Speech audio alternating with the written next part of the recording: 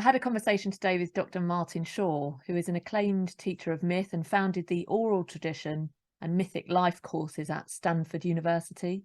He's also a wilderness rites of passage guide in Dartmoor, and also is the uncle of my friend Finn, who introduced us to one another.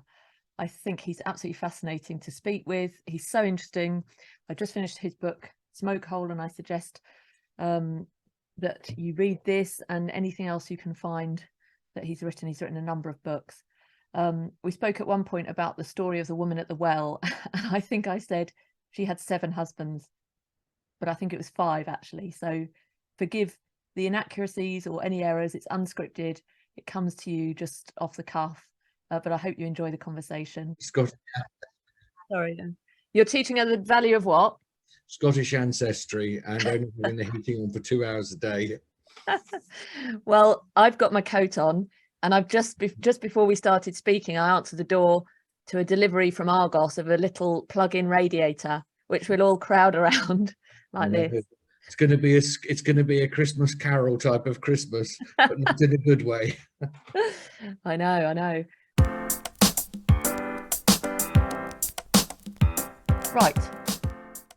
Hello, Martin. Hi, Catherine. So we've spoken before, and I'd said to you that I was reading your book, this great book, recommend it to everyone, Smoke Hole. And you say in here you talk a little bit about technology, which I'm really interested in, because both you and I have worked with young people and see the effect of technology on them. You've said here, access to this entire world of demons and angels is on every smartphone, in every kid's pocket.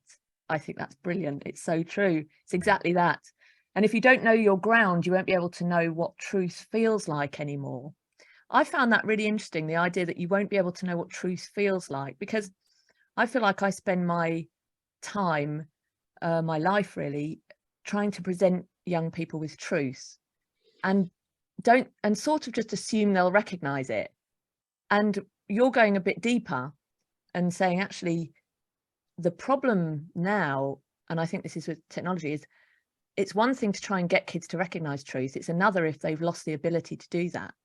And perhaps that's what technology is doing. So is that how you see it, as distorting reality, such that young people almost don't have that natural ability, that what Aquinas calls that synderesis, that awareness of good and bad, of right and wrong? I think it's certainly a distinct possibility. It's not a sort of a blanket statement.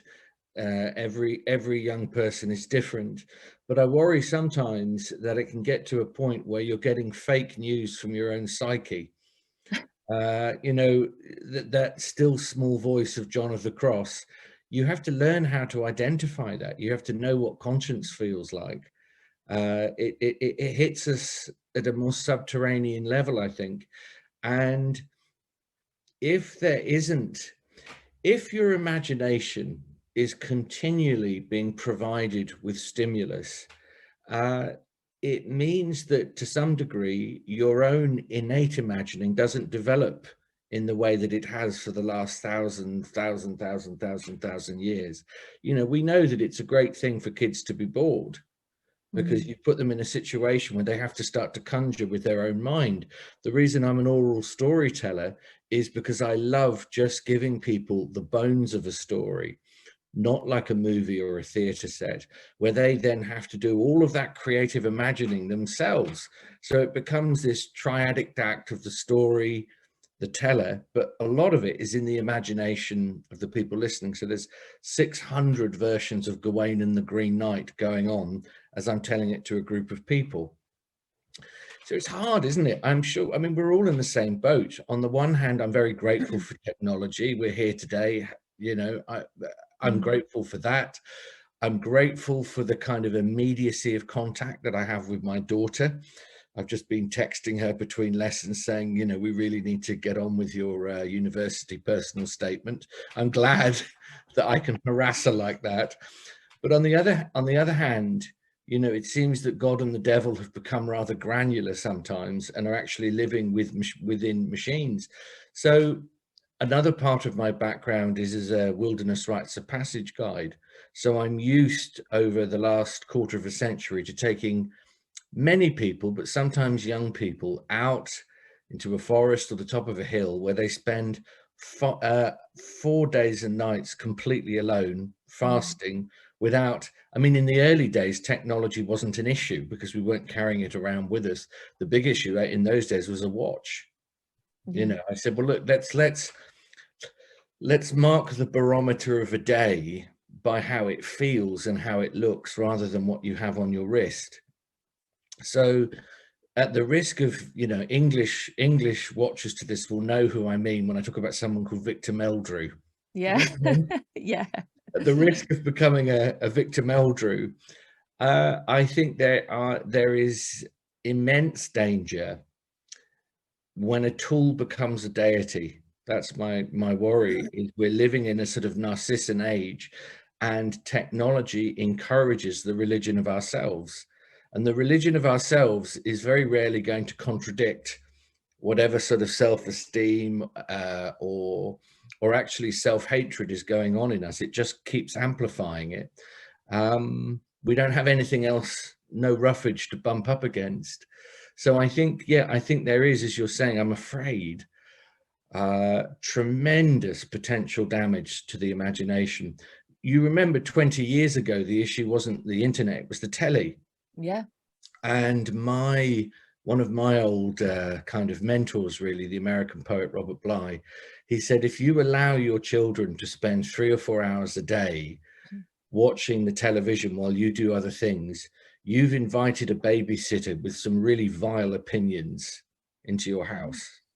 Yeah. And that struck me. And the only thing I would say, I find, my experience of the internet, at least I can curate to some degree what I want to look at, rather than this sort of assault I remember from the television. When I was 10, I mean, I didn't grow up with a telly, but if I could get access to one, Yeah. if there was some old lady in the church who was going away and needed her cat feeding, and she had a little black and white, this is actually a woman called Margaret Cormack, this was a real thing, I would go down, I'd get that sucker on at 8 o'clock in the morning, and I would not quit till one of my parents physically dragged me from the room. Such was the sort of sickly magnetism of it. So, but I mean, I was at the movies last night. I went to see a great film called, I think it's called Banshees of Inisherin, something like that. It's really good. It's going to be a classic. I recommend it. So I had the joy of sitting in a big cinema with a pint, which is lovely. Nice. Watching this, you know, as having genuinely a cinematic experience. So I'm open to the arts, I'm open to all sorts of developments, but as you're saying, there is something kind of paralyzing about screens, because if you think about it, we're now spending an enormous amount of time looking kind of directly in front of us by about a foot or a foot and a half. But if you were in a hunter-gatherer tradition, you would know when you're out in the forest that most of the information is coming from the periphery. And I think that the periphery of our vision and also our imagination is a really interesting place to be. I think there's a reason that Yeshua slips out early in the morning to be in the wild places before he's the assault of the day and everybody coming towards him, because there's something about the periphery of our spirituality that is filled with vitality. In all the myths and stories I tell, whenever culture is in crisis, the medicinal properties for that crisis come from the edge of things. And I worry to some degree, if we're always just on the most basic level looking directly in front of us, something else gets doled out. There's always a price tag involved. This is my worry, really, as a parent and as a stepmother and a teacher, is how do we strike that balance? And I mean, it's funny, I remember exactly the same as you. When I was growing up, we had a telly. In fact, when I was very young, we had a tiny black and white box that was, you know, kids would laugh at, and we used to hit the top, smack when it went fuzzy, and we had a few channels, and we were only allowed to watch BBC at certain times, and if we were caught watching ITV or latterly Channel 4 boy, were we in trouble. And I remember sneaking into one of the rooms and trying to listen really quietly to something on ITV. And my mum would storm in, "Turn that off. I told you you're not watching that." And she'd go nuts. And I thought, I don't know, I thought she was just way over the top. And I find myself now, as we often do turn into our parents, I find myself really strict about my kids, what they view. Our kids are teenagers now, and they don't have smartphones. And it is something I'm not sure about, because there are good aspects to it. Like you say, we're having a conversation now, and I certainly use a smartphone and use the internet. But I think it's about, so you said, know who you are. So I think it's not presenting a young person with something before they've already got the grounding and know who they are. That's it. To repeat, I think what it's a tool, not a god. Yeah. Technology is in a phenomenal. I wouldn't want to be without modern medicine. I'm not a Luddite in that way. My sister is brilliant, actually. My cousin Finn. Yeah. Nephew Finn, actually. Nephew, yeah. My cousin. But Anna, his mum, and their 7 children are over, and they have, I think, a very healthy relationship to technology, and it's limited. And you can see it in the quality of the kids. You can just see it in the quality of the strangeness of their thoughts. Yeah. I went to work last week, or a couple of weeks ago, and for the first time, really, I had to leave the kids at home for my working day. But I said, I'll pop home at lunch, because they were just a little apprehensive. And I popped home and found them both in the kitchen writing stories. I mean, honestly, what a great blessing these kids are. They're wonderful. But it is. And I mean, I guess the thing that really brings me out, really drains the color from my face when it comes to the internet, I have to say, is porn. Well, yeah, I was going to ask you about that. Yeah, because this is a big area I wanted to get into. I know you mentioned it in your book as well, and you work with kids, and boys, it seems to me, don't know now how to relate to girls, and girls don't know how to relate to boys. I think porn is a big part of that, but it's deeper and bigger than that. It's a lack of ability to recognize the feminine and the masculine. Tell me about porn. Why is that concerning to you, and what have you seen? Well, oh no, that is completely the wrong question. Well, no, it isn't. It isn't, because actually, when it comes to porn, it's interesting. As soon as I hear people talking about it as if it's this sort of grotesque thing that has no power over them, I'm immediately suspicious. It has tremendous power over most of us once you sort of adjust to it. But I think if I reflect on my own teenage years, which was sort of blessedly clear of all of that, I was just as filled with hormones and testosterone as everyone else. But by and large, the erotic imagination that I had would be focused on a flesh and blood person. It would be a girl that was at school, and I would be thinking about them, and I would be desiring them. So the eroticism was also sort of tied up with their laugh and their smell and their opinions. It was holistic. It had it had a postcode. My desire had a postcode. I like that. And I wasn't being supplied with the images that now go from 0 to 100 in the flash of a second. You just didn't have that kind of access. Also, I think a tremendous rite of passage for a lot of young boys, especially, although I think lots of people across all genders look at porn now. When we were young, if you wanted to get to anything remotely hot, you had to go through the enormous rite of passage of going into a local shop, walking, sweat pouring down your face, buying an apple, a crunchy bar, a copy of the TV Times, and then your little hand goes, am I brave enough? Will my desire override all protocol as I pick up a copy of, probably, to be honest, these days, something relatively mild, and go to the lady who probably knows your mum or is related to the church and says, well, must be a desperate day for you, young Shaw. But in other words, that was, when I look at that now, it kind of has a charm to it. It was, you know, I'm not advocating going to shops, buying magazines like that. But what I worry about always is when our imagination gets colonized. And I think our erotic imagination gets colonized, and it's a terrible thing. As a mythologist, all around the world, there are gods and goddesses of sex and eroticism, and they're delightful and unusual, and they have temples and people pay libations to them, and they you know, inhabit your imagination. All that goes away with porn. They're not invited to the feast, and in actual fact, there's a tremendous lack of imagination in it. And also, I think that excessive, from what I can gather, excessive watching of it creates a propensity for it has to get rawer, harder, stranger, more degrading.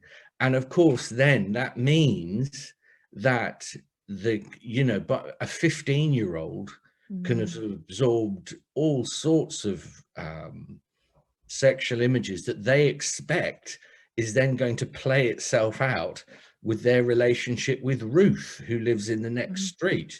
Poor old Ruth, you know. So all of that. But for me, rather than it's not that I don't understand the allure of it. I understand the allure of it only too well. Yeah. But what worries me, again, as I said, is ironically just paralysis of the erotic imagination. And of course, now as a fledgling Christian, I have a deeper understanding of it again, because I've come to the very reluctant and aged conclusion that there is no such thing as casual sex. Yeah. Yeah, this is what I've said to young people. It's because what does that mean, really? Because there's always a casualty, isn't there, in maybe in feelings, in broken hearts, in pregnancy, in unwanted pregnancy. It's that's why we wrap it in the sacrament of marriage. We wrap it where all the ends of sex can be fulfilled, and in this beautiful way, in this sacred and safe way. Because of course, you talked about, you know, pornography, you understand it. Of course we do. It's that human instinct and that human drive, but it's limitless. The problem is, if we don't have boundaries, everything, every desire can be limitless. And of course we have freedom, but also there's that idea of self-imposed limits and boundaries. And this has to be the case with the internet as well. If we and actually using smartphones from a young age, I think prevents us from being able to set boundaries and limits that allow us to flourish, that allow us to thrive. I think limitlessness is tremendously unsexy, ironically. Yeah. Funnily enough, I was talking to a friend of yours last night, Jonathan Peugeot, and I was talking about the tyranny of choice, and how, for me, any decent spiritual practice usually is defined not by limitlessness, it's defined by limit. Yeah. Because with limit comes depth.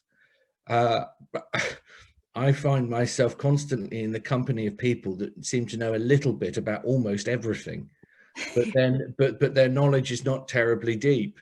And I want to be funny, actually. I'm having the image as we're speaking, the image of the well. You remember where Christ first starts to really say who he is to the, is it who is she? The woman at the well. Yeah, the woman at the well. She had 7 husbands. That's it. Yeah.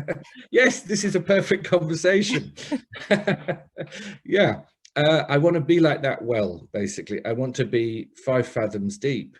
And in my own life, and this is no different to many of us, I only experience that by limit, not by excess. Interestingly, Blake has a great quote. He says, "The road of excess leads to the palace of wisdom." The road of excess leads to the palace of wisdom. And he's right in a way, because we all know that feeling where we go, oh, you don't know what's enough till you've had more than enough. Yeah. And and that's the trouble with talking to our kids. As long as something is taboo, it has a tremendous electrical charge to it. You know, it reminds me of that story of, do you remember that once a kid is caught smoking, so the parent says, great, you're now going to smoke a pack. Then there'll be no more taboo. You'll Very never wise. smoke again, you know.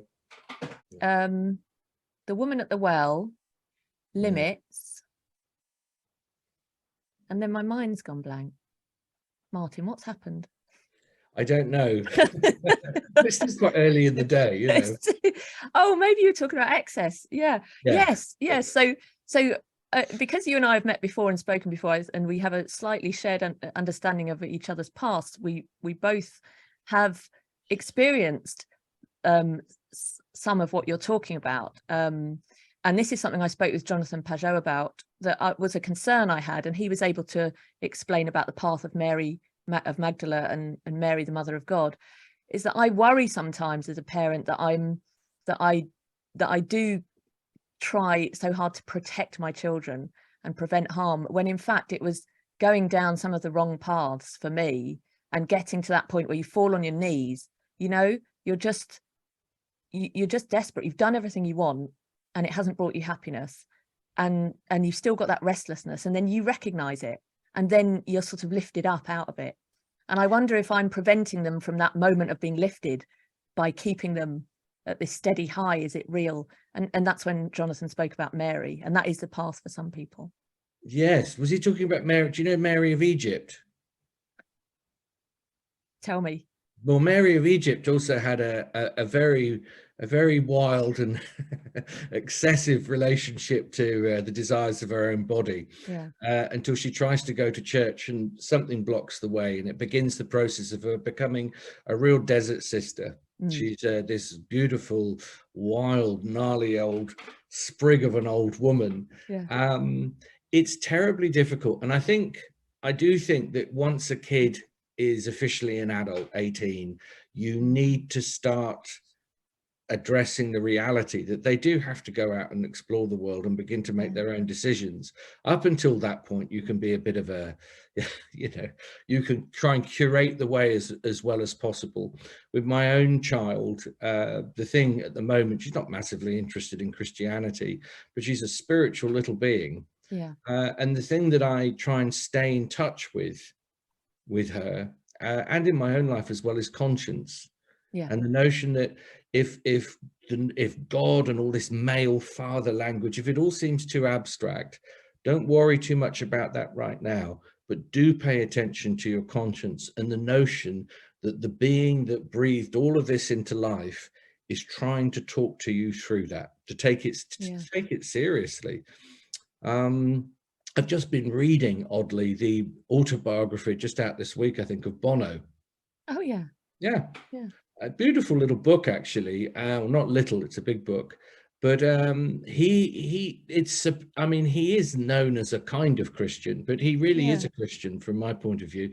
He actually mentions someone called Tony Campolo, who's a very dynamic evangelist from the States. He's very much in the oxygen of me growing up. And Tony Campolo lists the amount of references in the Bible to feeding the poor, and it's thousands. You know, it's absolutely massive, and that is the seed that then leads Bono, with the fame that he has with that band, to do enormous good in the world politically and through, you know, the AIDS crisis in Africa and the rest of it. But I can't remember how I got there. But conscience, was it conscience? Yeah, back to conscience, I suppose. That pricked something in his conscience. Children and them getting, oh, this is it. You know, it took till I was almost 50 for God to decide, you know, looking at his godly watch, or its godly watch, so, right, okay, Sonny, now I'm going to bring you closer to a mystery that you hadn't encountered on these other roads. But the reality is, you know, God works in ways most of the time that we can only guess at, I think. And had I just, if I just drunk the Baptist Kool-Aid when I was 8 and stayed there, that might have led to a very interesting kind of life, but I never would have developed the skill set as a mythologist and as a storyteller and as a writer, and also someone experienced. I can kind of speak across species spiritually, or across language divides, because I've spent so much time with, you know, Sufis, for example. Whilst I am a scripture scripture orientated Christian, I value those relationships. But for whatever reason, for me, it wasn't time, I don't think. I think this was the age God wanted me tuned in this particular fashion. Yeah, that makes sense to me too. I've spoken to you before when we spoke about my mother's suffering and how I really see looking back, but it's only looking back at the time you don't see it, that her suffering has been redemptive in my life, and that I see my life having taken this huge turnaround, this huge shift, but at the right time, at the only time it could have done, because of, you know, various things in my life. It was only then, not quite so late as my 50s, but my mid to late 30s, certainly. And I think I attribute a lot of that to her intercession for me, and her sort of handing that over and say, do something with this. I think that in a very real way, that was utilized in the life of her daughter. She gave life to me and had hopes for me, and then that prayer was answered. You wrote in your book about this hunter who had the chutzpah to negotiate 4, not 3 tries, and if he hadn't done that, it wouldn't have ended well, when he's trying to elude the girl with the spyglass. And I thought that was really interesting, because I thought it's really hard for us, isn't it, you say half the time we don't know what God's up to. It's really hard for us to discern. And as Christians, so as a Christian, I think, well, there's God's will, and I need to conform my will to God's, but we also have free choice. So that little moment of going for that extra 4, that was his free choice. He decided that was from his faculties, and it was the right thing. So I suppose, how do you see us discerning the balance between our own free choice and making decisions, but also doing what is objectively right, or doing what is God's will for us?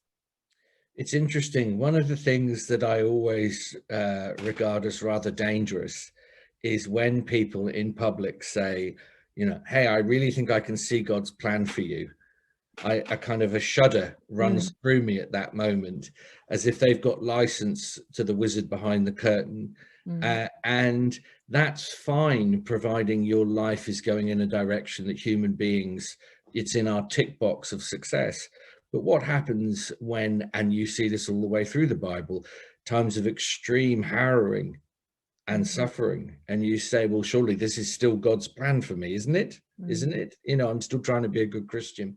So I don't know. I think it's very nuanced, and I think that allowing part of every day, and I should do more of this myself, with a contemplative, listening attitude to God, as well as talking at God.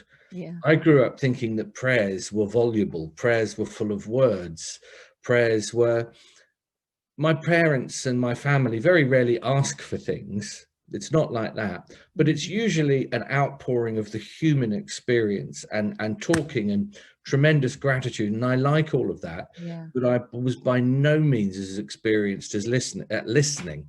And so I suppose listening is what I would advocate, and not to be afraid of silence, not to be afraid of being on your own. There's a huge difference between solitude and isolation. And I think that the deepest of the Christian mystics dwell in a beautiful solitude with the luminous, rather than feeling, strung out and lonely, which a lot of us do as well. So I suppose in terms of right ways of behavior, and I listen to my conscience, which usually is telling me to do the opposite of what I want to do. And you have to follow up all sorts of horrible leads when you follow your conscience. And you have to ring people up and say, the other day when we had that conversation, what was really going on in me was this. Right. And to be honest, it was a power move, and I'm sorry. Yeah. That's the kind of slow combing through for me, that this new embryonic Christian life, that's the cross, I think, that you're meant to bear. I think it's good. I think also what you do, what we've spoken about before with your work down there, is also getting back to nature. is connecting with the natural world. And I don't know if we do enough of that. We're so distracted, and I think we're so confused as well, because we have so many messages flying at us. I find it myself. I sometimes really recognize in me that I've got to a point where I have to step back. There's just too much coming at me that I almost can't connect with, I can't discern. And so I think going to nature, going back out into the wild, into God's creation, going for a walk, these things, really important. When I was a kid, there's a phrase at the moment, people talk about fear of missing out. When Yeah. I was a kid, fear of missing out was like, I didn't get to the pub. Oh no, I missed out on a wonderful evening in the tavern in St. Mary's Vaults. But these days, because of technology, you feel like you're perpetually missing out. You're living in the wrong town, the wrong country, you're in the wrong nightclub, you're listening to the wrong music. It's an absolute assault, and you have to have a tremendously developed sense of self to keep that at the correct distance. The book that you mentioned, Smoke Hole, is all about taking the ground, the mythic ground underneath you seriously, and opening up the disturbing notion that actually maybe God wanted you born into the family and the conditions you were born into, even if those conditions at times were hellish, because that gives you knowledge of the underworld. And without that, how on earth is anybody ever going to take you seriously? So back to, it is very hard for modern people. They understand instinctively, maybe it'd be a good idea for me to sit under an oak tree for 4 days, but to then get from that thought to wade through the mirage of other things that quote unquote seem more important is an enormous journey. So whenever I'm up in the woods with folks who are about to fast for 4 days and nights, I always begin by just saying, well done getting to this point. Actually, next August will be the first time that I'm going to work with people, a small group specifically interested in Christianity, could be Christians, and say, let's go out for about a week into the woods. Allow yourself the notion that you're a little desert sister, or actually a forest sister, because it'll be in an old English forest, or a forest brother. And you, in that very old contemplative tradition, will find a brooding spot, sit on your own all day. You can write, you can meditate, you can think, and then come back for some simple food for a couple of hours in the evening around the fire. We talk about, what we've generally discovered, and then back out. I'll call it, the old Celtic word for a Christian was peregrini, which I love. It's this notion of, there's a very long walk within that word, peregrination, but there's also peregrine, there's the hawk, there's the falcon. And for me, interestingly, although of course the quintessential image we have of the Holy Spirit, or one of them, is as of a dove, within the Celts, for some reason, it was a hawk. And my experience, certainly my experience of being really brought into Christianity is much more like being picked up by a hawk than it is a gentle dove. I'm very open to the gentle dove, but at the moment it's a hawk. I like that. Yeah. As well as nature, I went last night to a mass at Corpus Christi in Maiden Lane with Cardinal Sarah. Cardinal Sarah. I don't know if you know him. He's a Guinean cardinal in the church, and it was it was a sung Latin mass, and I think it's providential, in fact, that it came. So in other words, I feel moved by God that I was there at a time when I have a lot going on. I'm incredibly busy, and it was so beautiful, and it was so still, and the music, the singing, the smells, the incense, the kneeling, there's something just came over me. I've spoken before about being in Sainte-Chapelle in Paris, and the beauty of that just hitting me and bringing tears to my eyes in a way that I can't explain. So going out in nature and connecting with the world and connecting with creation is important and meaningful, and helps us to discern, helps us to develop our conscience, to the extent that it's a reflection of for me, I'm thinking that it's a reflection of the glory of God. And then to be in that church last night reminded me that's, I don't know, I can't really explain it. There's at the root of it is this presence, this divine presence, this Shekinah, the tabernacle in the wilderness. And then when you sort of connect with that, then you can go out into the wilderness and appreciate it and understand what it's for to a greater extent. Yeah, Peugeot last night was talking about the difference between understanding of wilderness in the Old Testament and the New Testament. And in the Old Testament, it's sometimes associated with sort of suffering, exile, stuff like that. And then suddenly in the New Testament, it takes on this kind of vivacity and lushness and closeness to God, which is my experience of it. One of the kind of really hot words in the world that I tend to live in is animism.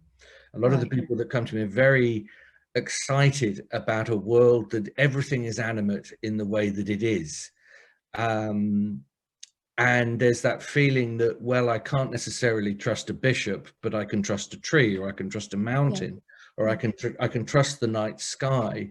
And they say to me, well, you won't believe in animism, will you? You can't believe in animism because you're a Christian.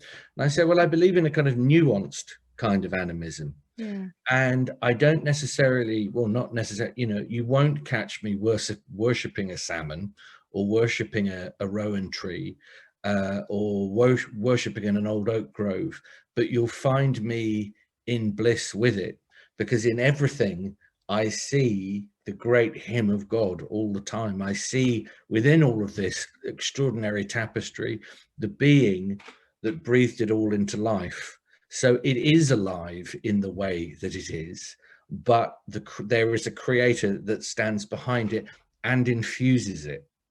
Yeah. That's the thing, and infuses it. It's not dead matter. It's mother. It's beautiful. It's this great alive thing. Yeah. So that's been my sort of background now, and I'm fascinated, beginning to think about how things like that may be useful to, you know, the Christian conversation around ecology, around contemplative traditions, because I grew up in an environment that was strong scripturally and had fantastic preachers, and also the free church movement and the charismatic movement. But I never heard ever of anybody saying, and now I'm walking up into the hills and I'm going to sit there till I meet God. Whereas we did that for hundreds of years. Why on earth? I'm not saying that's necessarily the right gig for everybody. Yeah. But I couldn't be part of a church that didn't have a contemplative wing to it, shall we say. We've all got different, you know, there are things different. We're all here to do slightly different things while still honoring the radiance of Christ's very hard to live up to message.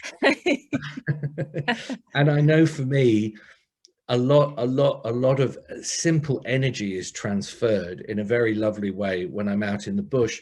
But I was only 2 weeks ago, I was in San Francisco at something, I think it's called, I can't remember. It's you know, Mary the Virgin Cathedral. It's an Orthodox building in San Francisco. Phenomenal experience. It was Vespers, I remember, on a Saturday evening, hundreds of candles lit. Absolutely everything was iconographic. So everywhere you looked, there was a story. And people took confession in public. It was very interesting. There were priests on either side, and there was a line either side, and the whole of the ceremony was being conducted. But in the midst of their community, people made confession, and sometimes up for about half an hour. Who knows what they'd been up to? So I was enjoying that, and I was with my brother, who's an evangelical Christian. I was just recovering from COVID.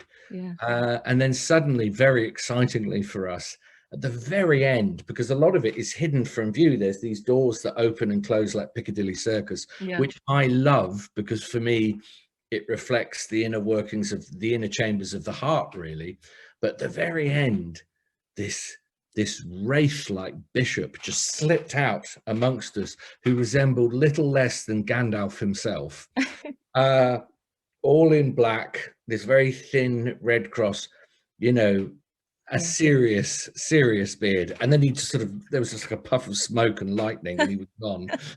And so we all then, and perfectly then, only a block away was a pub called the Blarney Stone. It was an Irish pub. So we sat there. Actually, it was my brother, and it was an Anglican priest, and myself as a sort of probably fledgling Orthodox Christian. It was a great night. That sounds fun. You talk about confession. I think that's how it began. My understanding anyway, in the Catholic tradition, is that it began as this big public event in church, as you've described.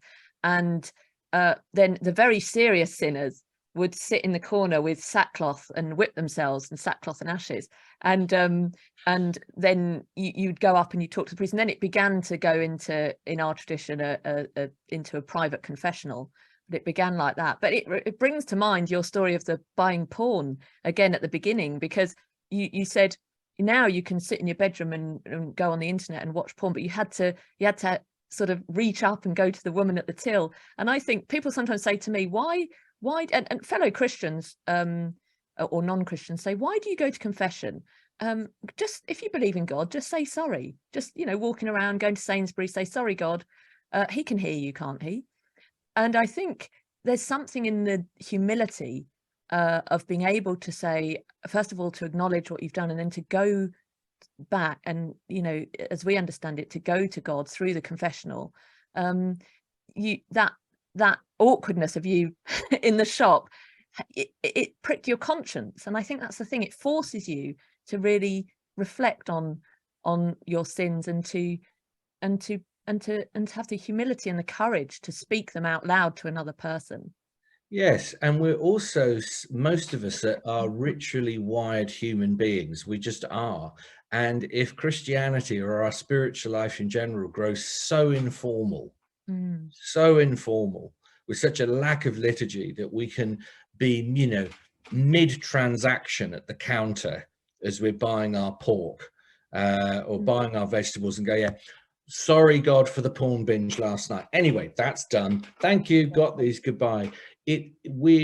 Most of us, and I see this actually amongst a lot of my contemporaries, there's a great longing for mystery and more formality.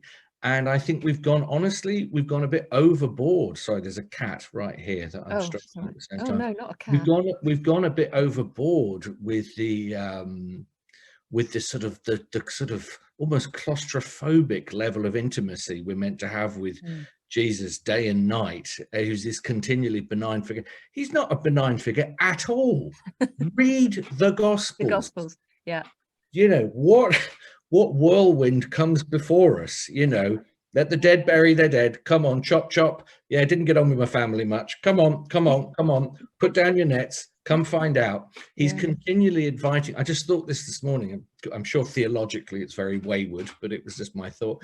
I thought Christ invites us into initiatory experience all the time, because he says, as long as your spirituality is being informed by modernity and influenced by modernity, you've got it the wrong way round. And I worry that some elements of Christianity are taking their clues from a world that's already on fire. What's the point of that? Yeah, you're absolutely spot on. I think you're so right. You've spoken to some of the things I see, some of the fears I have, and I see it in education as well. There's this lopsidedness, this we're not looking at the center, we're not having Christ at the center. And so with the environmental, you talked about ecology and the environment, I can see a lot of this. And I speak with people who are absolutely terrified that the world is going to end next year, and so they're barricading themselves to pavements, and they're because they say it's absolutely justified, but they're and it's a genuine fear. They're gripped by it, absolutely gripped by it. But when I've asked them, why are you frightened? What is it that matters? If everything blows up, why does it even matter? They sort of take a step back, and it's almost as if they haven't thought about that, the why of it. And I think as long as we don't ask the why anything matters, then you're just fighting because of the fight. It's not grounded in anything. I think that's very astute.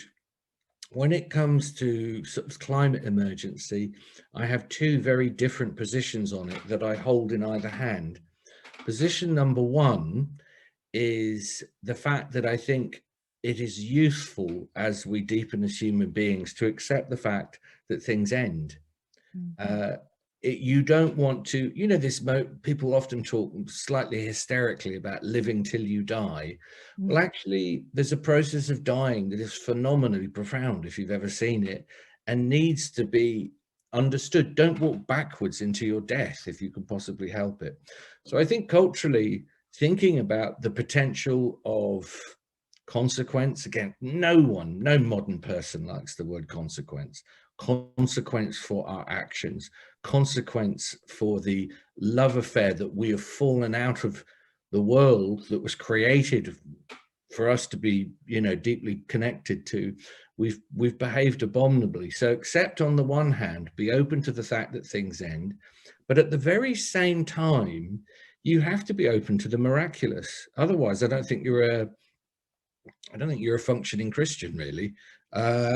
And there are things at play that are far bigger and more dynamic than us. And I think, especially if you have children, telling them that the world is doomed and nothing could be done, it crushes their own imagination. It crushes their vitality. And to sum all of that up, no myth begins really until peril has arrived. And peril absolutely has arrived within our lifetime. Yes, it's always felt like the end of the world for thousands of years. Yeah. But right now, in a different, it feels different.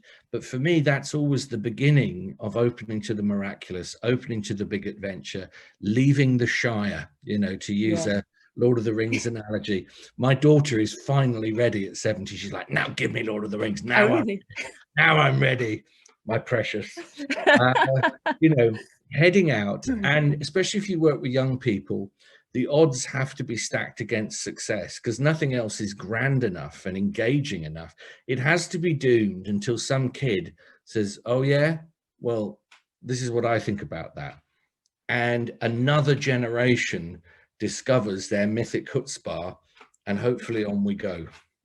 I love that. Open to the miraculous. That's lovely. I started reading Lord of the Rings to my children in lockdown, and I only got about 300 pages in, but my son has taken it up on his own and he's reading it now. God bless him. Good. Dulcie said to me, she said, Dad, when a description of a tree lasts three pages, I don't want to know about this anymore. She was only about 8 at the time, so now's the perfect moment.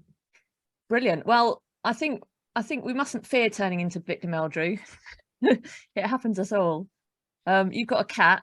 I think they're evil, I'm afraid to say, and I've got a dog. Now, why cat's evil? I don't know. I mustn't keep you because we've spoken for a while, but I had to tell you that I have a deep sort of mistrust of cats and a love of dogs. So I don't know, we could pick into that one, but yes, I have 3 cats. I think on a very basic level, I can go away and it's not a massive episode for the animals. So on a practical level, I do love dogs, but I know that in the area of emotional relationship, when somebody tries to love me like a dog loves me, I don't like it very much. I prefer cat love. It gives me more space to go off and do other things. But yeah, I think they're all great. But I will think deeply on your astonishing. I think really it's the soundbite of the day. Cats are evil. That's quite emphatic. If you go off and think about the evilness of cats and the goodness of dogs, we'll hopefully talk again. I did want to delve into feminism with you, but I'm not going to now because we've spoken at length. But there's so much more I'd like to speak with you about. I'd love to talk about feminism at some point. Yeah. Well, we'll catch up again, I hope. Thanks so much for taking the time today, and I'll catch up with you again soon. Good. Bye-bye.